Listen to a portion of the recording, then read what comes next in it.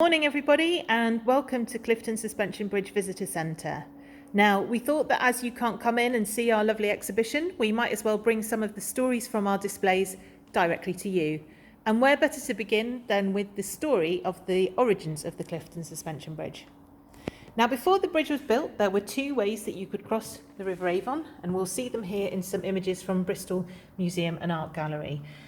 This here is the old Bristol Bridge in the centre of the city. Now you can see this is like the one in Bath. It was built up on both sides with lots of shops and houses.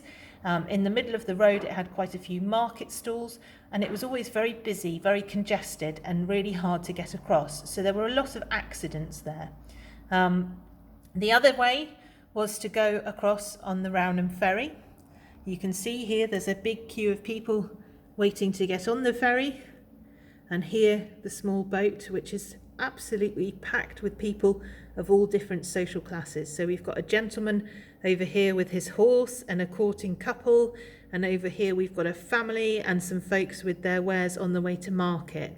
So some people didn't really like this kind of like intermingling of the classes, but they had to deal with it if they wanted to get across. So eventually it all came down to a man called William Vick. He was a wine merchant in the city of Bristol. He lived in a very nice house in Queen Square, and he was always very busy with his work, so he never got married and he didn't have any children.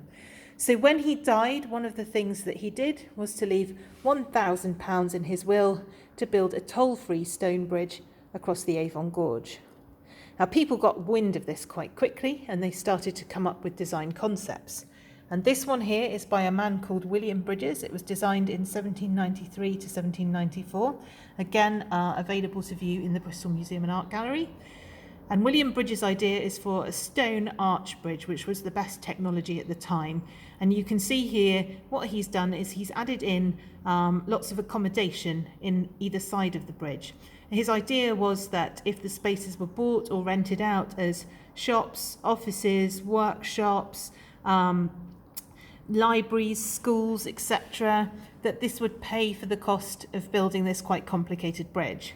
At the top here you can see he's got some little windmills, and his idea was that they would help to work elevators that went up and down inside the bridge to take everybody to where they needed to go. Now, this bridge was quite a nice idea, but it would have been impossible to build because the gorge is over 250 metres wide, and the longest stone arch bridge that you could have built at that time was 63 metres. So despite having these amazing plans for its construction, it was never really going to work. So it was dismissed and nothing happened. The money stayed in the bank, and it actually rested there from 1754 right through until 1829. And by this time it had grown to £8,000 in interest. And the bridge committee, the people who were looking after it, decided, okay, it's time for us to have a competition and come up with a design. So they popped a notice in the local paper saying any person who so wishes can submit a design for a suspension bridge across the Avon Gorge. And they received quite a few entries. We have some of the designs up on our wall here. Now, the entries were judged by an engineer called Thomas Telford, who was quite well known at that time. He'd just finished working on the Menai Bridge, the second modern iron chain suspension bridge in the country, in the UK, over in Wales. And so he was a leading expert in the field. Now, Telford looked at all the designs that had been sent in, and very unfortunately, he dismissed the lot of them. He said, no, none of these designs are going to work. You don't have one here that will be satisfactory. Now, the bridge committee were very worried about this. They weren't quite sure what to do, and they put their heads together and they said, okay, well, really our only option is to ask Thomas Telford to come up with a design. And he said, oh, don't worry, I've already done it. And here it is.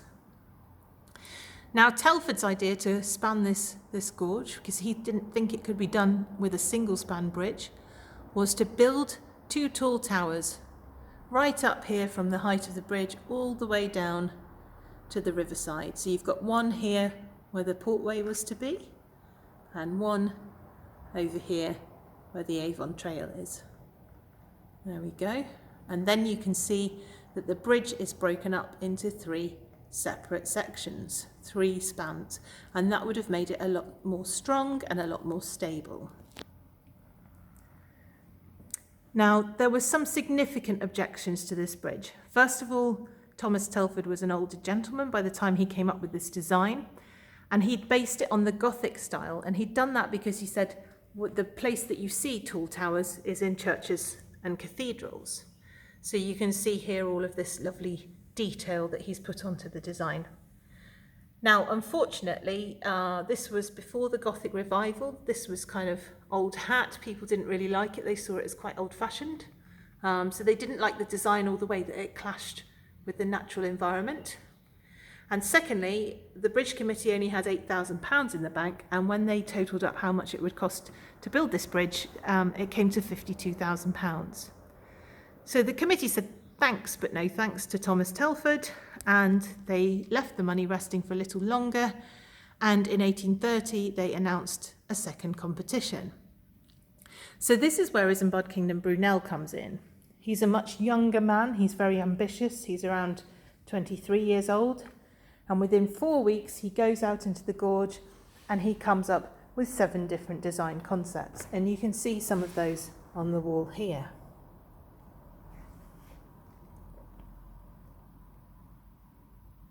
Now this one was his favourite.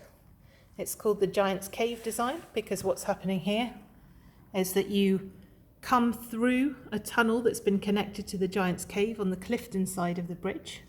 You emerge into this amazing space, the Avon Gorge, and you are struck with the magnificent wonder of your surrounds. Then you travel across the gorge and you disappear here into another man-made tunnel on the leeward side. Now this bridge is ridiculous because it doesn't have any anchorages, which are an essential part of holding up a suspension bridge, but it's quite nice as an idea, and you can see another little drawing of it down here. Now the design that actually did win for Brunel in the end, after quite some debate with the judges, was his castle design, and I've got that right down here.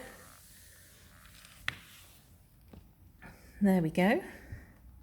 Now you can see that's got some similarity to the current bridge, but it isn't something that you'd necessarily recognise. But it was this design that the judges selected, and they said that subject to some amends to his design, Brunel could be contracted officially as the bridge engineer and begin working on the Clifton Suspension Bridge in 1831.